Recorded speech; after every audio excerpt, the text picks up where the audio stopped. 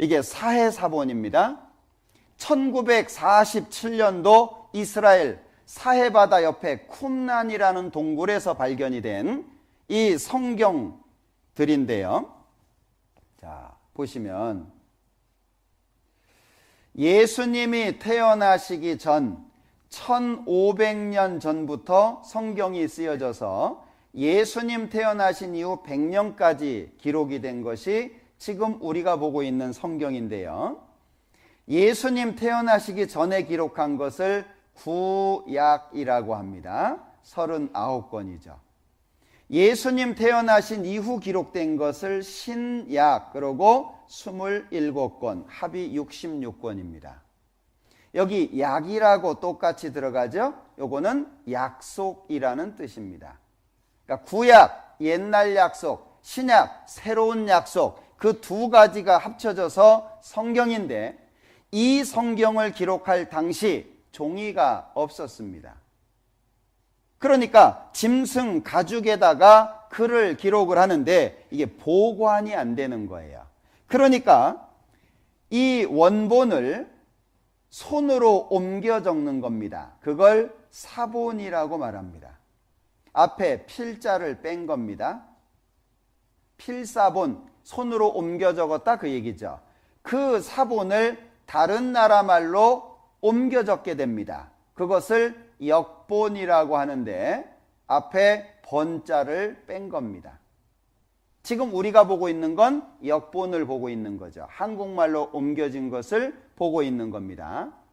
자, 그러니까 사람들이 말하기를, 야, 이 사본을 많이 만들었는데 이거 옮겨 적다가 틀릴 거 아니냐, 이렇게 생각하시는 분들이 있는 거예요. 자, 그래서 사본 가운데 가장 오래됐다고 생각한 게 예수님 태어나신 이후 1000년 것이었습니다.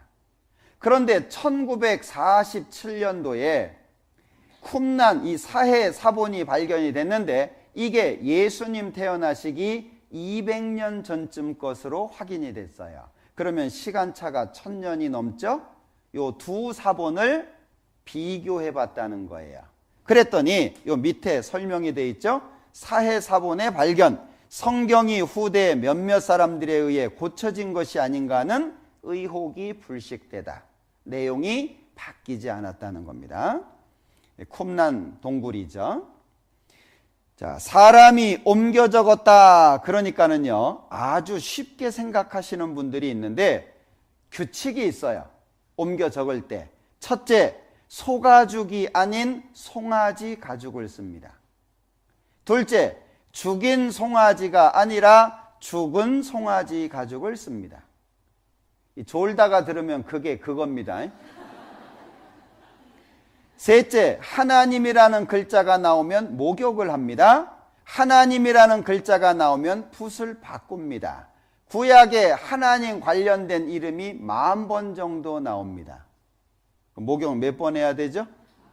예, 껍질 벗겨집니다. 여호와 하나님, 여호와 목욕했는데 하나님 그럼 또 해야 돼요. 금방 했는데. 붓도 또 새로 바꿔야 됩니다. 이런 규칙이 있다는 거죠. 두 명이 지켜보는 앞에 섰습니다. 쓰고 난 다음에는 글 획순, 숫자 하나하나씩을 다 셉니다.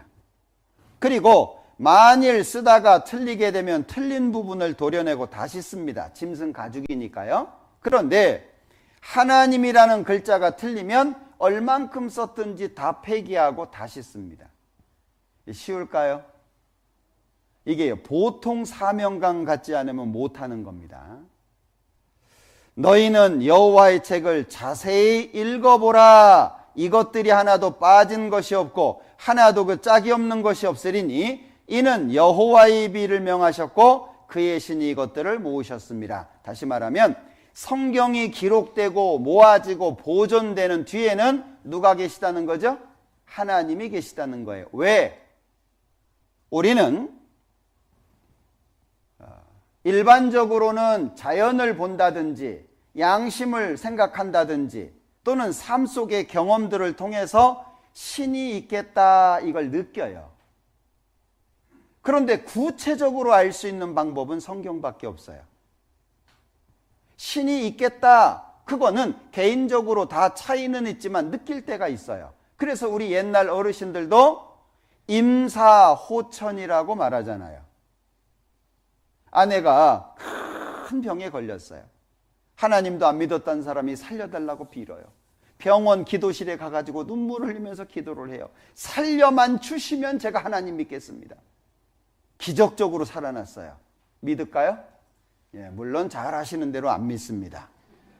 언제 그랬냐 싶죠. 예. 사람들 마음이 그런 겁니다. 그러니까 일반적으로 느끼는 것 가지고서는 하나님에 대한 확신을 갖기가 어려워요. 그래서 성경만이 하나님을 구체적으로 입증할 수 있다는 거죠. 그러니까 성경이 기록되고 보존되는 건 하나님의 역사라는 거예요. 하나님이 직접 지켜주시는 거예요.